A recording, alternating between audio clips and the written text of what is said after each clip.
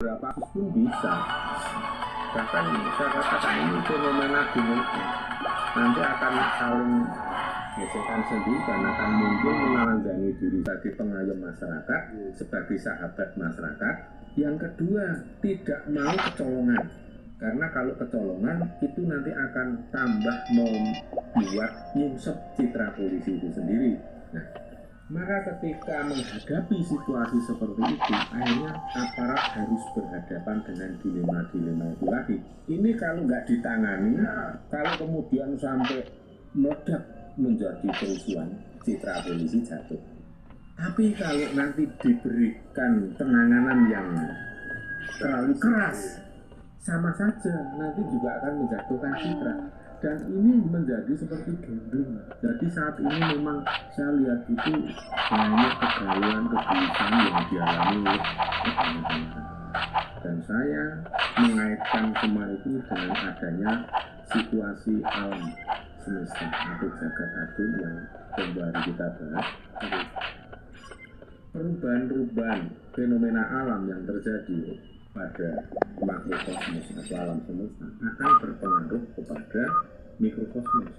Nah, sekarang kita sedang menyaksikan karena seperti yang disampaikan oleh Pak Giring beberapa waktu yang lalu bahwa saat ini akan banyak keluar gas beracun yang bisa disebut polutan atau polusi, justru bukan dari asap kendaraan bermotor. Kalau itu pun tidak terjadi dari dulu, polusi itu sudah kita biasa beradaptasi. Tapi ini polusi lebih ke bentuknya itu gas beracun. Bisa mungkin kalau kita merasakan itu ya gas beracun itu bisa kandungan asam yang terlalu tinggi.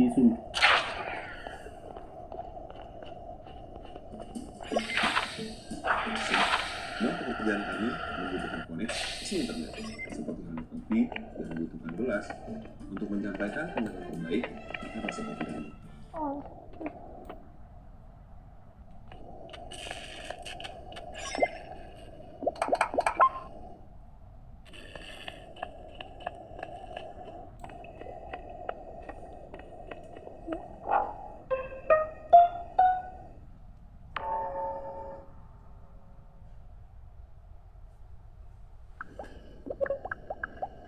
Setiap hari coba kita merasakan, kita coba untuk lebih peka sedikit menghirup atau mencium aroma alam semesta ini. Kita ini seringkali merasakan di jam-jam tertentu, menit-menit tertentu itu seperti bau asap, tanpa ada asap orang bakar apa-apa, tapi kita mencium bau asap. Kadang kemudian berubah seperti gas tabung yang bocor, baunya langu-langu gimana. Terus kadang bau yang sengat ya, sengat kayak nusuk hidung, semriwi, kayak ada permen. Nah, itu lebih ke bentuk ini, amonia ya, dan amonia ini kan juga racun. Nah, kemudian kalau gas asam itu yang kita hirup lewat hidung, kemudian kan masuk ke dalam, melewati lidah kan sebelum masuk ke paru-paru kan bisa melewati tenggorokan dan lidah. Ini nanti kita akan merasakan asamnya di situ. Jadi kadang mulut merasakan asam, mulut kadang berubah merasakan pahit. Itu sebenarnya yang kita rasakan itu adalah kandungan udara, kandungan zat atau partikel yang ada di dalam udara itu sebenarnya bisa kita rasakan melalui lidah. Makanya coba kalau kita menghirup pakai hidung gini, terus kadang dibuka sedikit, nanti mulut kita terasa keset-keset kayak ada getah yang lengket itu apa tidak, terus kemudian menjadi agak kering tidak, terus merasakan seperti ada campuran partikel debu, nanti akan terasa. Kalau panjenengan merasakan seperti itu artinya hawa yang ada di sekitar panjenengan itu sedang dalam keadaan yang kualitasnya tidak baik. Iya. Maka itu hati-hatilah. Maka kalau dalam kondisi seperti itu, kalau bagi yang terbiasa pakai masker monggo untuk menyaring, tapi kalau yang nggak terbiasa ya sebaiknya geser saja ke tempat lain karena sifat hawa beracunnya blok-blokan gitu. Di sini ada, di sana nggak ada. Dan racun ini kan sifatnya kan berat jenisnya lebih dari udara ya. Makanya selalu ada kira-kira 1 meter ke bawah. Maka ketika kita beraktivitasnya banyak di bawah 1 meter itu akan lebih terasa. Ini yang kemudian akan mempengaruhi tingkat emosional, tingkat kestabilan mental setiap individu itu akan sangat berpengaruh akan adanya hembusan-hembusan hawa beracun seperti ini. Dan ketika seperti keadaan kemarin itu terjadi tragedi di Kanjuruhan dan banyak orang yang merasa tidak habis pikir, kok bisa terjadi seperti ini, kayak keracunan massal. Kayak keracunan massal atau bahkan ada yang menyebut kayak kerasukan massal. Baik itu pokoknya semua orang yang ada di dalam stadion itu kayak kerasukan. Ini yang kemudian akan membuat kegelisahan, kegalauan dan kecemasan yang kadang tidak mudah untuk mengidentifikasi ini sebabnya apa. Dan yang lebih parah lagi itu akan meningkatkan tingkat sensitivitas, orang menjadi gampang tersinggung. Nah, kalau zat-zat yang beracun ini yang masuk ke dalam tubuh itu maka akan mengganggu yang namanya metabolisme, dan itu nanti akan terganggu pula kejernihan pikir kita. Karena apa? Kita mengalami stres. Ketika kita stres, hormon-hormon endorfin dan lain-lain itu banyak yang keluar. Itu nanti pola pikir, akal pikiran kita itu kan menjadi cekak atau pendek. Ini sesuai dengan yang disampaikan oleh Ki Ageng Giring juga beberapa waktu lalu, bahwa adanya efek beracun seperti ini karena kan adanya kondisi alam ini sedang tidak baik ya. Alam ini sedang melakukan balancing atau kalibrasi sehingga semua kotoran-kotoran racun yang ada di dalam bumi ini dikeluarkan untuk pembersihan sebenarnya. Tapi akan ada efek samping seperti itu. Nah, itu yang penting sekali untuk kita perhatikan, yaitu dengan cara menjaga metabolisme tubuh kita, menjaga kesehatan kita. Dan kalau saya kemarin menyampaikan apa yang diperintahkan oleh Ki Ageng Giring untuk membuat jamu itu memang efeknya luar biasa, dan testimoni dari sedulur-sedulur juga bagus sekali setelah mengkonsumsi jamu itu ya. Karena saya mendapatkan laporan banyak sekali komentar dari para pengusaha itu memberikan gambaran seperti itu ya. Kemudian kalau misalnya kita lihat kejadian itu Romo, dari supporter, dari aparat, kira-kira kalau kita bicara kesalahan yang paling fatal itu dari supporter, aparat, atau memang kesalahan kehidupan bersama kita yang perlu kemudian dievaluasi, didiskusikan di berbagai macam tempat untuk mencari sebuah solusi begitu Romo. Kalau mau menyalahkan, yang paling tepat untuk disalahkan adalah bangsa ini. Karena bangsa ini sudah ya bagaimana saya mau mengatakan salahnya di mana ya, kalau saya yang namanya keluhuran budi pekerti itu sudah orang makin asing seperti apa itu.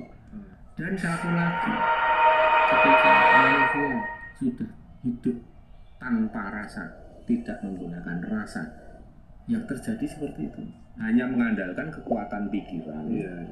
Tapi iya, kalau kekuatan pikiran itu kan ada orang yang pikirannya jembar, cerdas, wicaksono, arif. Tapi kan banyak juga yang pikirannya itu pendek, nalarnya pendek. Itu yang harus dibenahi. Makanya saya sampaikan, mudah-mudahan ini menjadi martir kesadaran. Karena yang saya salahkan itu adalah kesadaran generasi penerus bangsa ini dalam memahami kehidupan ini kudu piye.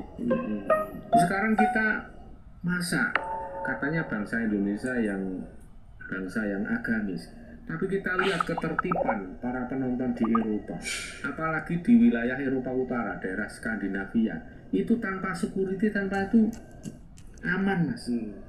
Jangankan kok orang nonton memang sengaja gitu, orang ada barang hilang, duit hilang, dompet hilang di jalan, tidak ada yang berani ngambil. Malah ada yang ngambil diserahkan ke security. Boro-boro di kita dompet belum jatuh aja dijatuhin. Ya kan? Tapi kan yang kita nanti itu sebenarnya kan suara lantang untuk apa ya?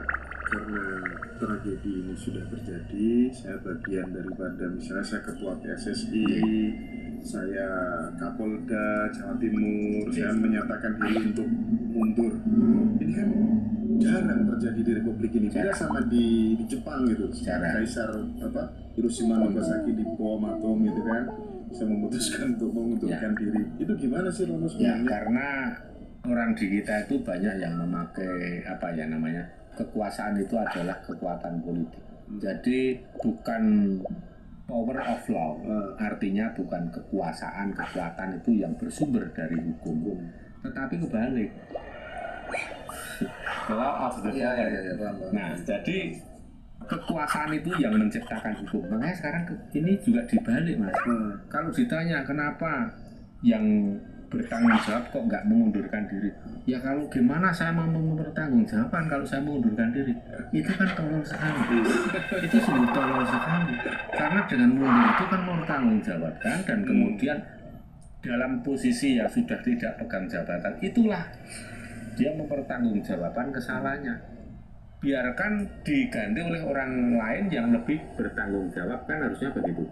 Kalau saya merinci satu persatu, kalau saya harus merinci siapa yang bersalah, itu saya bingung sendiri, karena saya melihat aparat ada salahnya, tapi sempat ada benernya juga, karena sudah menganjurkan jam 4 sore, tapi kalah dengan itu tadi kapitalisme.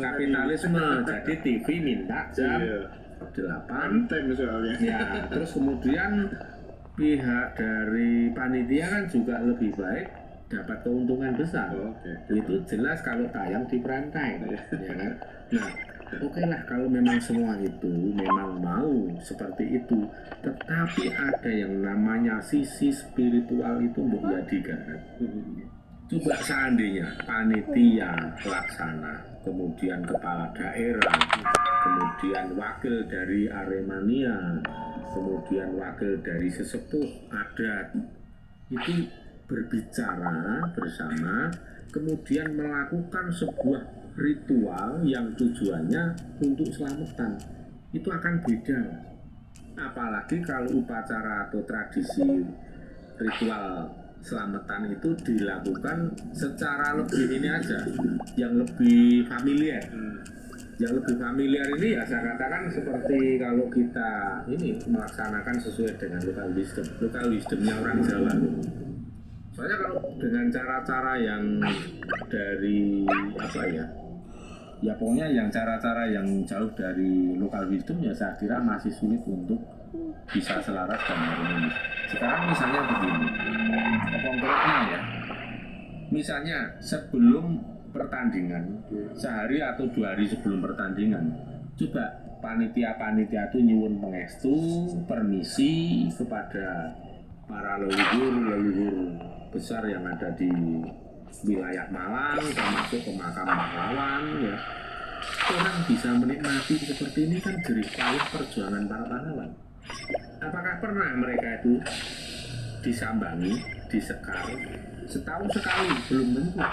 Percaya saya belum tentu kan. Nah, coba kalau ini dirombak, kalau Liga Indonesia semua panitia mulai dari PSSI sampai ke bawah-bawahnya itu semua memiliki komitmen akan kearifan lokal, saya kira atmosfer sepak bola Indonesia akan jauh berubah. Karena bukan skill yang harus dirubah, Pak. Skill Indonesia itu sudah hebat, teman. Kalau mau bukti bahwa skill sepak bola Indonesia itu sudah level dunia. Bagaimana? Sekarang kita lihat usia remaja itu kan udah langganan. Iya, tadi sampai ke 14-0 ya. Ya. Sama gua. Ya. Bahkan ketika melawat ke Eropa. Iya. PSSI yang usia 12-14 itu sudah biasa nalangin klub-klub besar seperti Spanyol, juara-juara itu dunia, Brasil, Inggris, itu sudah pernah dikalahin semua waktu setahun 2 tahun yang lalu tuh dikalahkan. Itu artinya apa? Mereka adalah pemain yang murni, belum ada kena polusi politik, polusi kepentingan, belum kenal yang namanya kalah tapi gimmick ya, ngalah dibayar, itu belum kenal. Tapi begitu sudah masuk ke yang lebih profesional ya, mereka akan mulai mengenal, oh ternyata kalah menang itu ada harganya. Iya. Biarpun kalah bisa jadi bayarannya lebih besar loh mas. Itu rahasia umum. Itu udah rahasia umum. Nah, kalau mentalitas seperti ini terus saja dipelihara, dilanggengkan, saya yakin tragedi-tragedi yang lain akan masih berlanjut. Iya, iya. Kalau mau saya salahkan, dari PSSI-nya pun, pengurusnya pun salah. Karena kalau mau melihat lebih komprehensif dan lebih objektif, sekarang layak nggak stadion sekarang? Dari sisi keamanan, dari sisi teknisnya, layak nggak? Itu kan harus dievaluasi. Kalau memang tidak layak, ya jangan diizinkan untuk pertandingan. Siapa yang bisa memberi izin? PSSI.